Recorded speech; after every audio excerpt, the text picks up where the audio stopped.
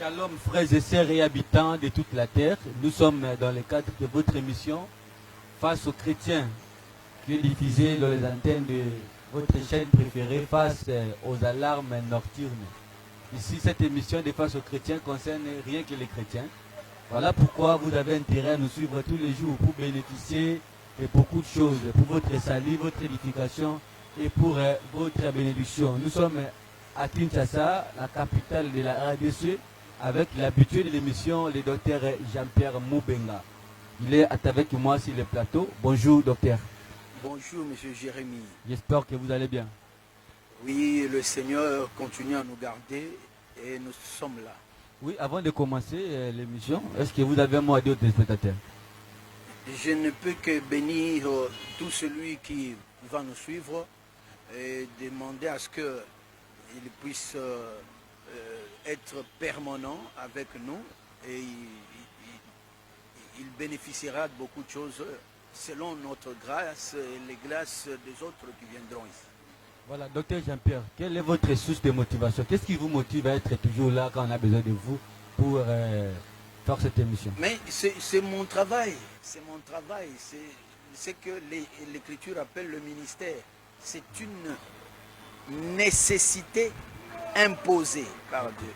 Et surtout dans le cadre de cette chaîne qui s'intitule Face aux alarmes nocturnes.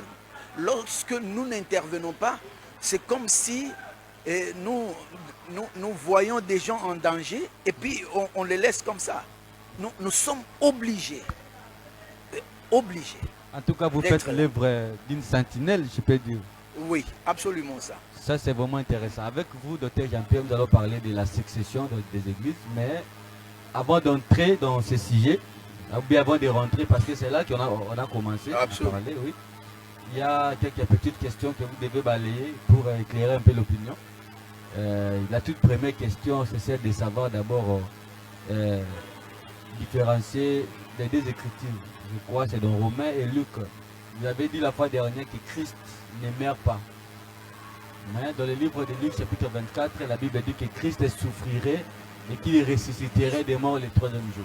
On dirait qu'il y a un autre Christ qui ne meurt pas et bon, l'autre Christ qui meurt.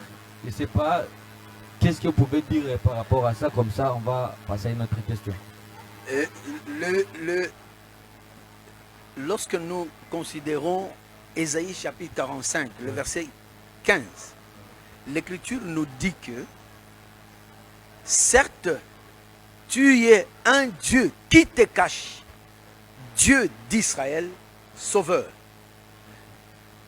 Lorsque Dieu vient pour sauver, il se cache.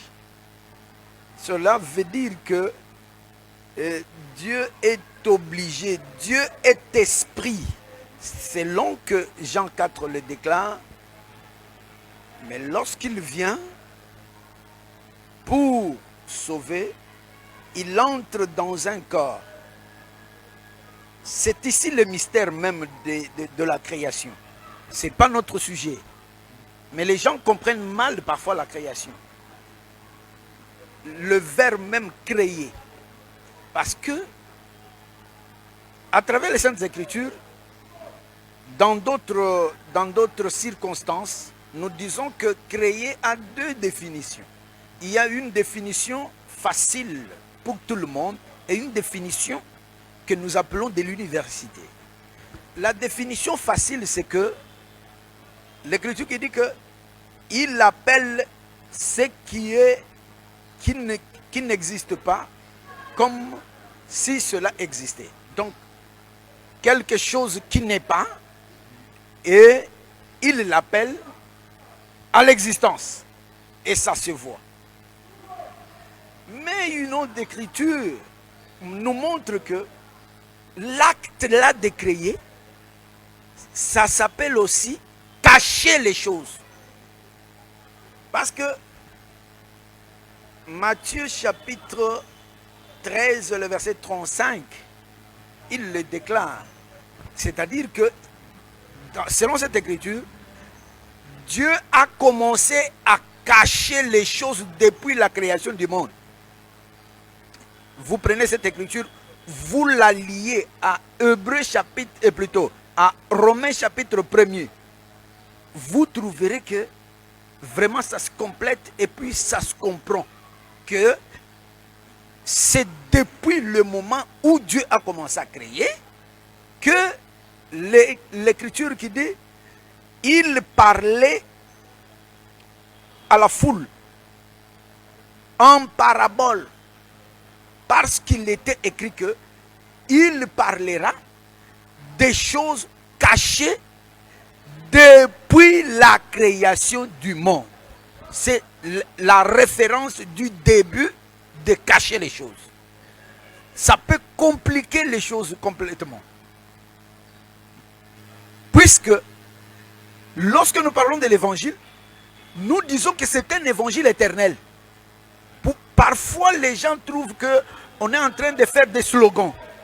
Ou bien on s'attribue quelque chose pour notre gloire. Alors que c'est ça l'absolu de la vérité. L'évangile, le vrai, il est éternel. Pour comprendre l'évangile, il faut comprendre le mouvement d'entre l'éternité et la création elle-même. Or, lorsqu'on est à l'éternité, on voit autrement. Lorsqu'on est dans la création, on voit autrement. Et c'est ici, dans la création, où nous disons que lorsqu'on est dans la création, les choses que nous voyons avec les yeux humains, l'œil de Dieu trouve que ce sont des choses qui sont cachées. C'est-à-dire, la manière dont nous voyons, ce n'est pas la manière compréhensive. Je prends un exemple pour que tout le monde me comprenne. La manière dont je regarde par exemple l'eau. Je peux commencer à dire comme à la Régie des eaux, l'eau c'est la vie, l'eau c'est ceci, tout ça. Quand la Régie des eaux dit que l'eau c'est la vie, il ne trouve pas la manière dont l'évangile explique ça. Même si le terme peut être semblable. Eux pensent que lorsque tu ne bois pas de l'eau, tu vas mourir. Et ils s'arrêtent là-bas. Mais lorsque la vision de Dieu regarde l'eau, il pense à beaucoup de choses. Il pense à l'éternité elle-même. Il pense aux pensées de Dieu. Il pense à beaucoup de choses. Il pense même la manière dont il considère l'eau. Parce qu'il y a plusieurs types d'eau. Il peut penser même aux nations, aux langues qu'on sort. Voilà la différence. C'est pourquoi nous disons que lorsqu'on est dans la création, les choses qui se voient avec l'œil, pour Dieu, il sait que ce sont des enveloppes qui cachent la vérité derrière. C'est ça la différence.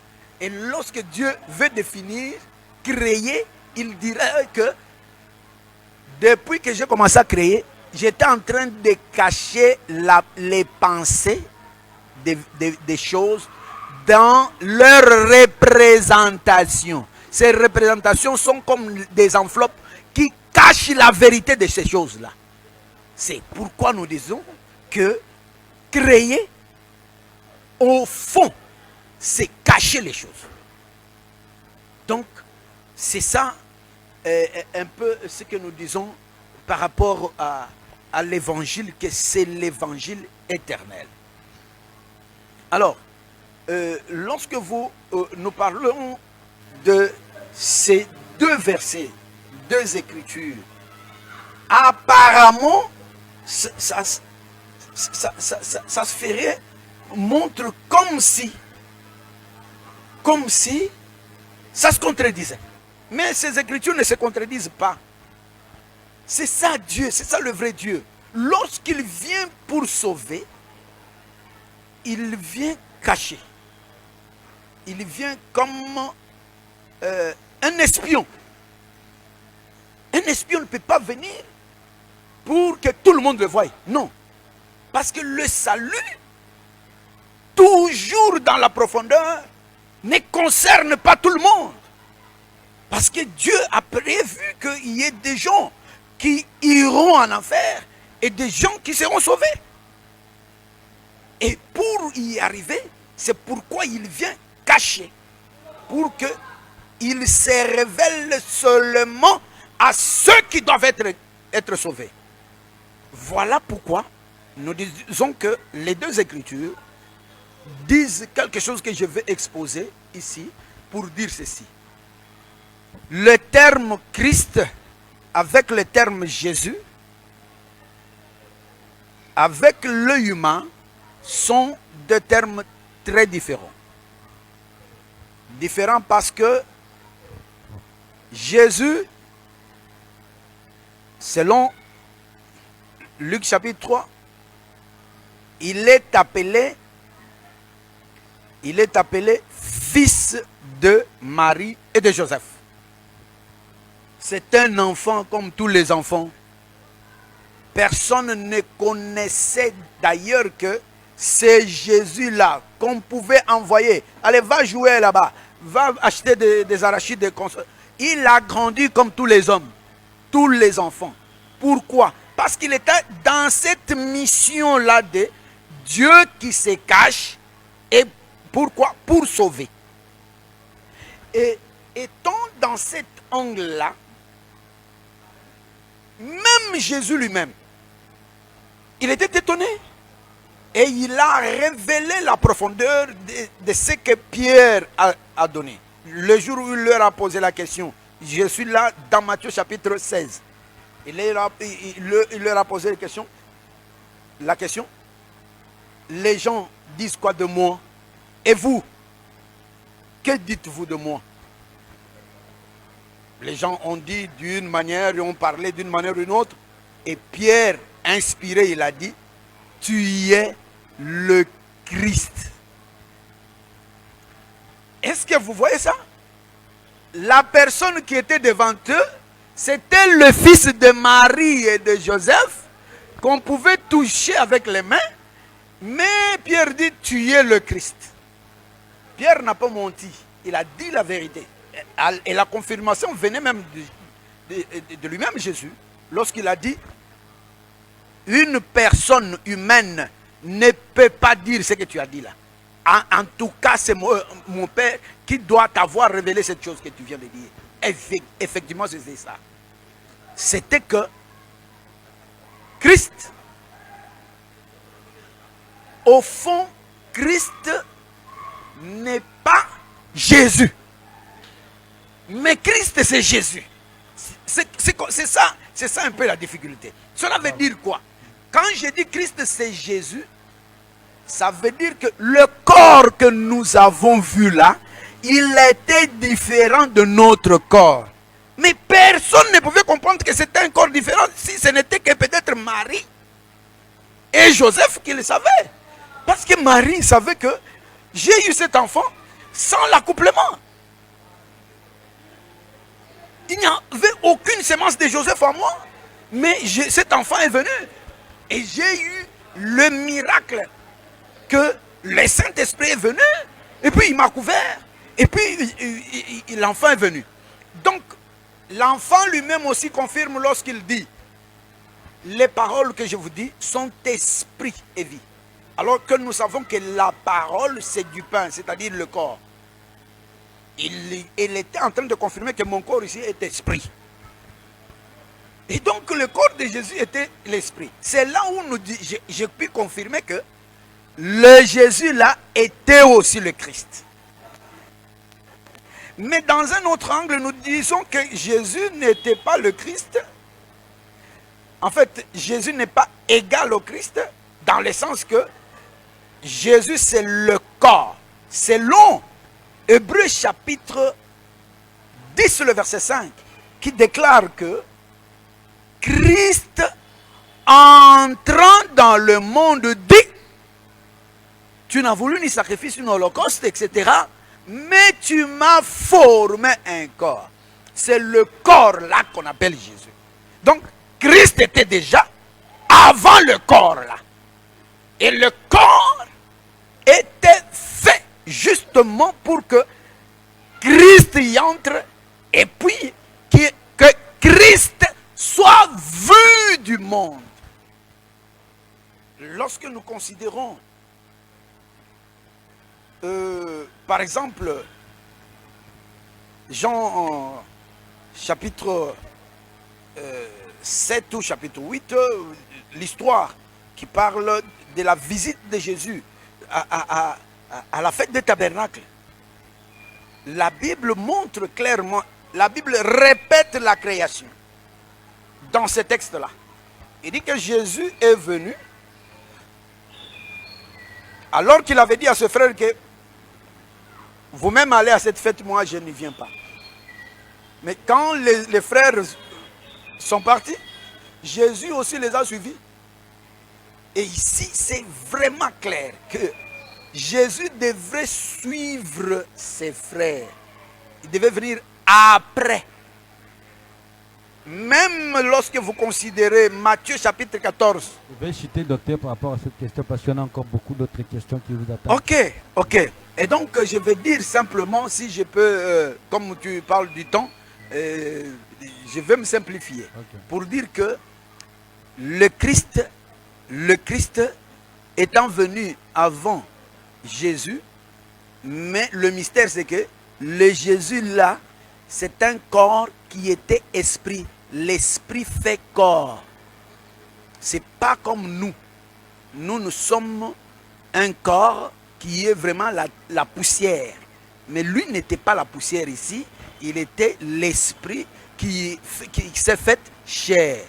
Et lorsque Christ est venu entrer là-bas, il est devenu Christ. On peut l'appeler Jésus, on peut l'appeler Christ. Quand Pierre a dit, tu es le Christ, il parlait au corps là. Donc, ces corps avaient deux fonctions doubles. Une fonction double, je vais dire.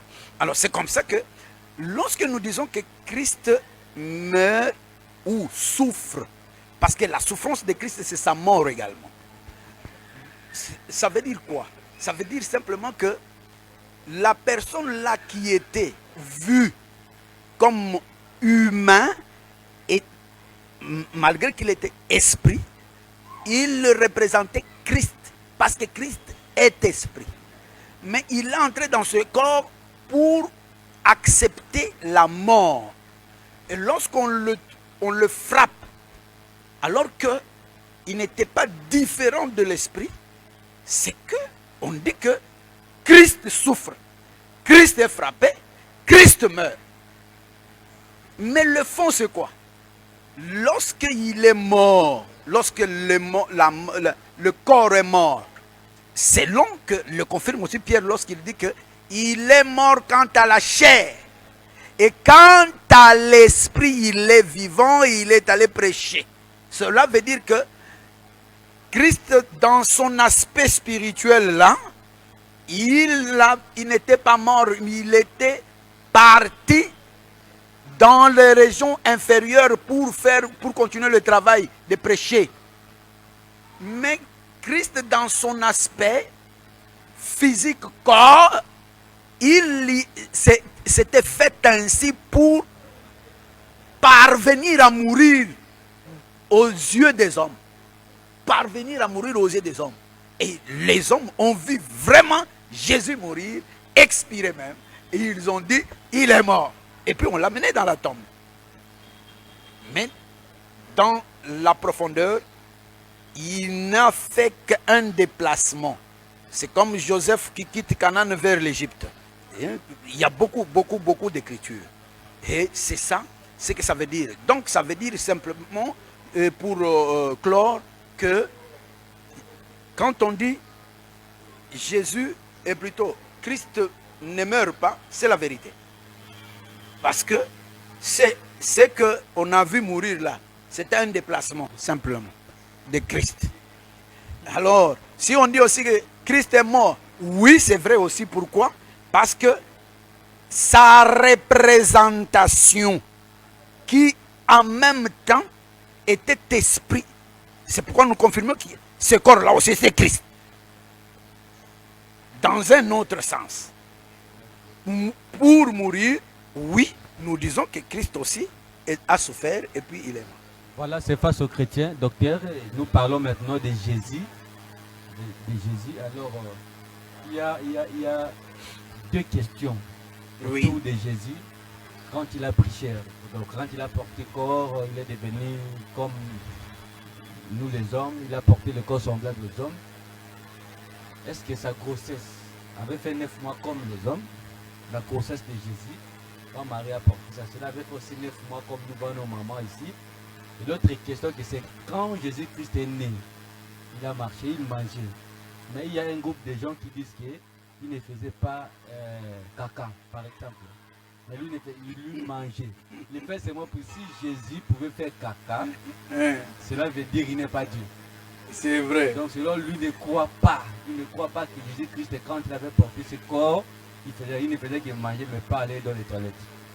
En tout cas, c'est face aux chrétiens, docteur, c'est moins intéressant. Non, non, face aux chrétiens, doit résoudre ça très facilement parce que c'est comme je venais de le dire, que le corps de Jésus était esprit mais fait chair. Pourquoi il s'était fait chair? Pour être semblable aux hommes. Cela veut dire, lorsqu'il mange, est-ce que l'ange ou l'esprit mange? À la vérité, l'esprit ne mange pas.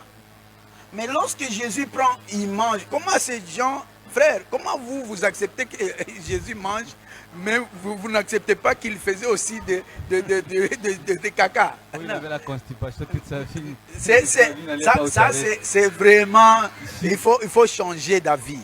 Pourquoi? Parce que il était dans le fait d'être semblable à nous en toutes choses. C'est ce que l'Écriture a dit. Semblable à nous en toutes choses, sauf qu'il n'a pas péché. Et pour être semblable à nous au péché, il a dit, l'Écriture dit qu'il est devenu péché. Okay. Il est devenu péché. Il n'est pas malade, mais il a faim être malade.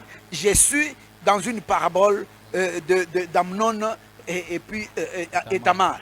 Donc c'est pour dire simplement que, à la vérité, Jésus devait être comme nous mangeons, il a mangé, comme nous faisons du sel, il a fait du sel, comme nous pleurons, il a pleuré. Je ne dis pas qu'il a pleuré seulement sur la croix, parce qu'il y a des gens qui pensaient que sur la croix, Jésus n'avait pas pleuré. Mais l'Écriture montre clairement qu'il a poussé des cris, il a pleuré sérieusement. C'est-à-dire que Jésus a pris notre place. Il a fait ce que nous devions faire. Sa grossesse, ça fait aussi 9 mois comme absolument. Il y avait aussi le cordon ombilical. Mais pour un cordon image, mais pas un cordon comme ça. C'est d'abord lui-même. Comment vous... Je viens de dire ici que le corps là, c'était l'esprit. Mais l'esprit qui a pris la forme corps. Il était dans la mission d'être semblable. Voilà pourquoi nous, étant nés d'une femme, sortis du sexe d'une femme, non, il devait le faire. Il devait le faire. L'apparence là devait paraître comme ça pour qu'il y ait le témoignage que c'est un homme.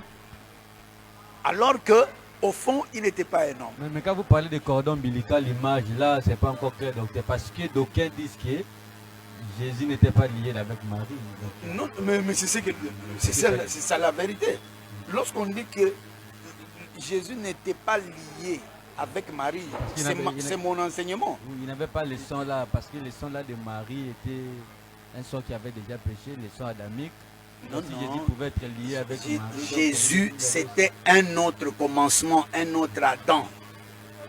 Mais ces choses-là se sont faites dans la visibilité.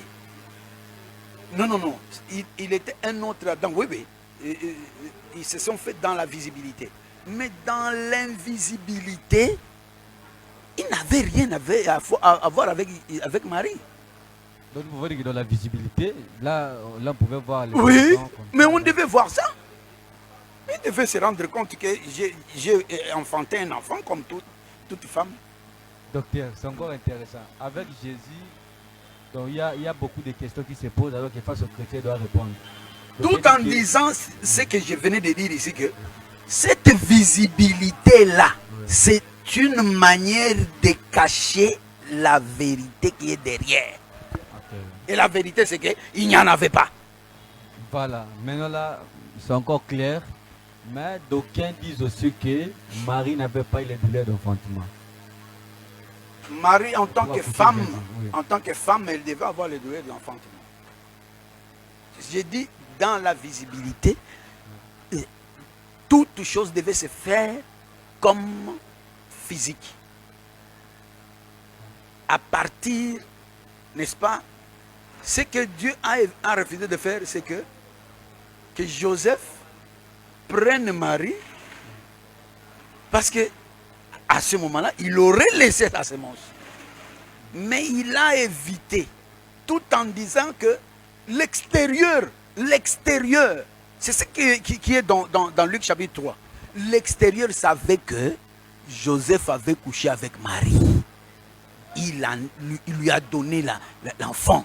C'est ce que l'Écriture dit que il est fils de Joseph selon que la rue le dit. J'ai dit que c'est un Dieu. Ne savait pas que c'était un mystère. Non, la rue ne connaissait pas ça. Ne connaissait pas ça. Voilà pourquoi, lorsque Pierre a parlé, c'était une révélation inédite. Il dit, Christ, comment? C'est le fils de Marie. Joseph a couché avec Marie et ils ont leur premier enfant. La rue devait connaître comme ça. La rue là, c'est aussi les yeux humains. Mais ce qui était caché derrière restait caché. C'est que Christ, c'est-à-dire la personne qui est venue de l'éternité et qui est entrée dans le monde utilisant un corps. Avec Jésus, en tout cas, c'est vraiment un mystère. Un Dieu qui s'est fait semblable aux hommes, il est né, un bébé, on l'a bercé. Voilà, bébé, donc, Dieu qui se cache, Dieu d'Israël, sauveur. Autrement, il n'y aurait pas de salut. Mais il y en a qui chantent même qui Jésus avait seulement 23 chromosomes. Cette manière-là de dire, je ne sais pas comment vous voyez ça, docteur. 23, bon, chromosomes, naturellement c'est combien? Parce que j'ai déjà oublié. 23, donc 46, je crois. Hein? 23, donc l'homme. Lorsqu'il dit 23 chromosomes, il voulait dire quoi? Il voulait juste tout simplement dire que non, il y avait que Marie qui avait donné. Ah, ça, comme, non. Ça doit être 46. Non, là, il faut quitter ça. Ça, ce sont des philosophies de ces frères-là. Comme c'est seulement Marie. L'Écriture n'a pas donné le nombre de chromosomes.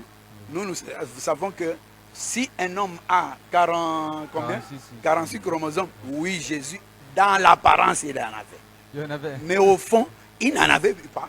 Parce que ce qui était caché, c'est qu'il n'en avait pas. Mais ce qui était vu, il en avait. Voilà, en tout cas, docteur, ici, vous allez résoudre beaucoup de cas. Parce qu'il y a encore beaucoup de questions qui se posent. Mais prochainement, mais pour l'instant, quand même, nous devons évoluer. Votre point de vue par rapport au concert. Il y a un concert qui s'était fait ici à Kinshasa. Et ce concert-là était dénommé Longola Ba Ange. C'était une question que j'avais posée la fois. C'était le titre même du concert. Du concert, oui, Longola Ba Ange. C'est vrai. Oui. Il y avait beaucoup de monde. J'ai été venu là-bas, il y en a même qui ont donné l'argent, qui ont embrassé la personne qui avait chanté.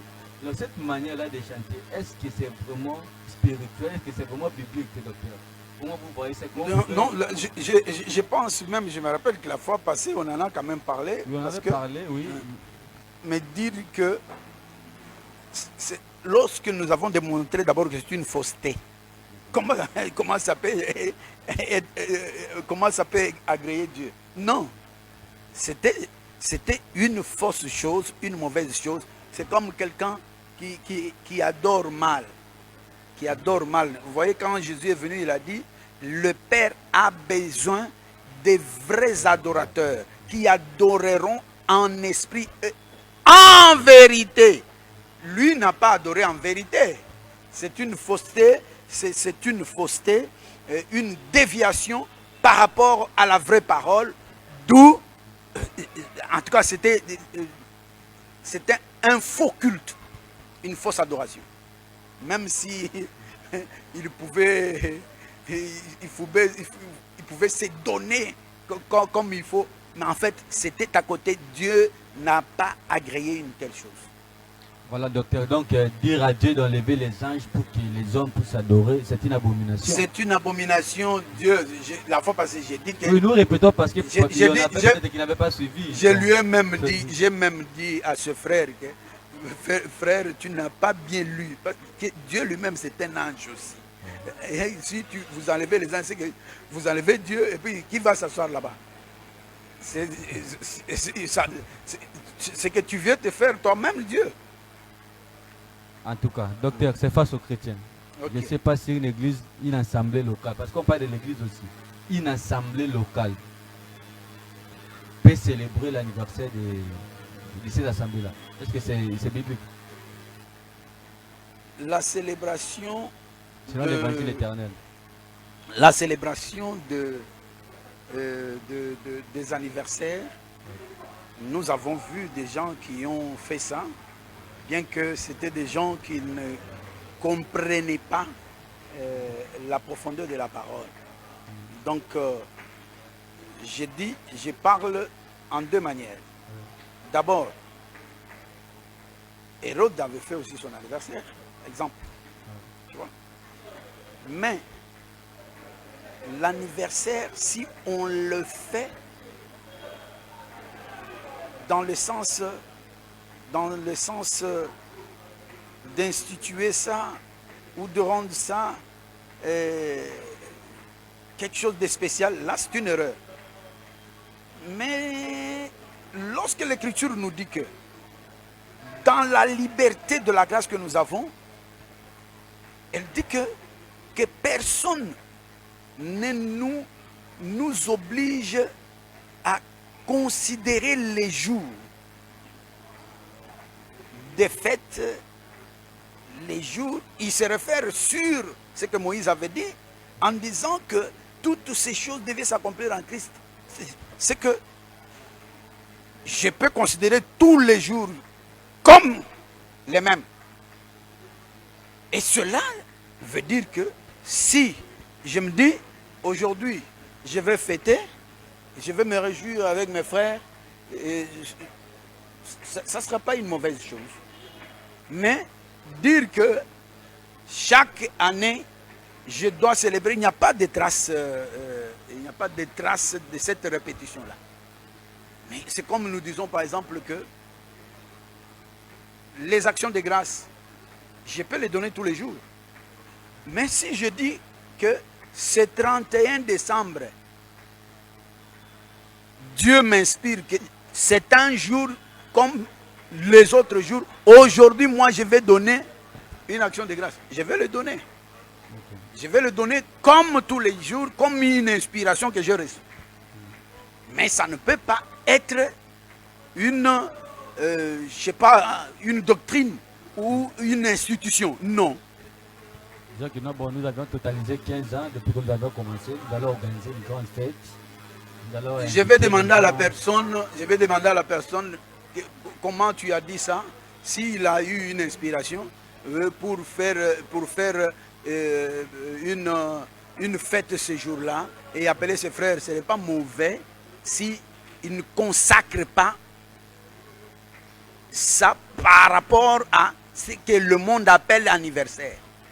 Mais si c'est que nous allons commencer à fêter nos anniversaires, peut-être telle année, l'autre année. Non, là, c'est pas ça la doctrine de Christ. Ça n'existe pas dans la pratique des apôtres. Voilà, ça n'existe pas dans la pratique des apôtres. On n'a vu aucun apôtre qui a fait ça. Ça veut dire que si on vous invitait à un tel événement, vous n'allez pas partir. Non, est-ce que tu m'as bien compris? Je vous ai bien compris. Si la personne a eu une inspiration passagère, j'irai. Mais si c'est une coutume comme ça, une institution, je n'irai pas. Voilà, ça c'est clair en fait, docteur. Nous rentrons maintenant dans notre sujet, bien que le temps est presque parti. Mais très prochainement, on pourra développer encore davantage. nous parlons de la succession dans les églises de Pente. Mais avant d'entrer d'abord là-bas, pouvez-vous d'abord nous dire qui est le chef spirituel et physique de l'église? Mais je suis poussé. Oui. Je suis poussé à faire ancrer dans les hommes, dans les frères et sœurs, que l'Église, pour qu'on touche très bien cette affaire de succession, il faudrait d'abord que les frères comprennent de fond ce que nous avons dit par rapport à l'Église, en disant qu'il n'y a qu'une et une seule Église, l'unicité de l'Église, dans le monde entier. Dans le monde entier. Lorsque Jésus a prophétisé, dans Matthieu chapitre 16, que nous avions déjà évoqué, verset 18, quand l'Église s'est manifestée, dans les actes 11, le Seigneur fait la différence. Il dit, il y a les assemblées de l'Église. Okay. Les assemblées de l'Église. Il confirme l'unicité de l'Église.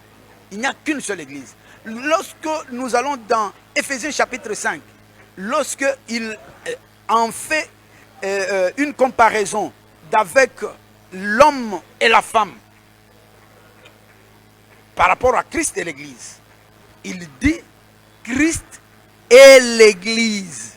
Il ne dit pas Christ et les églises. C'est pour confirmer dans les esprits de frères et de sœurs que, à la vérité, il ne peut y avoir qu'une seule église. Et lorsqu'on se retrouve dans multiples églises, on est hors la vraie. Parce que la vraie ne peut pas être divisée. C'est le corps de quelqu'un. Elle ne peut pas être divisée. Si j'insiste sur ça, c'est parce que aujourd'hui les gens pensent que quand j'irai quelque part, je dis que j'ai reçu une vision, je commence ce que j'appellerai mon église. Je penserai que ça, c'est la volonté de Dieu. Alors que c'est hors la volonté de Dieu. Et tout ce qui est hors la volonté de Dieu, c'est la fausse église. Ça fait partie de la fausse.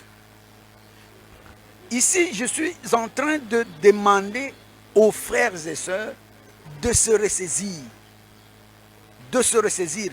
Non, quand je dis frères et sœurs, je commence par les gens là qui se sont dit que j'ai reçu la vision. Il faut qu'ils se répandent.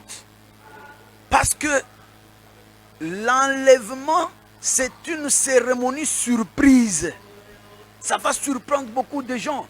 Et les gens qui seront surpris à l'enlèvement, ce n'est pas, c'est pas seulement les gens qui se savent être pécheurs ou qui sont conscients que moi je n'irai pas. Non. Il y aura des gens qui croiraient partir et qui vont rater ça d'une manière surprenante. Voilà pourquoi nous insistons sur cela. Et la question était que qui est le chef spirituel de l'église? Quelle église? Parce que nous disons qu'il n'y a qu'une seule église. Son chef spirituel, c'est lui-même le Seigneur Jésus. Vous savez que là, le Seigneur Jésus est très jaloux. Les gens ne comprennent pas.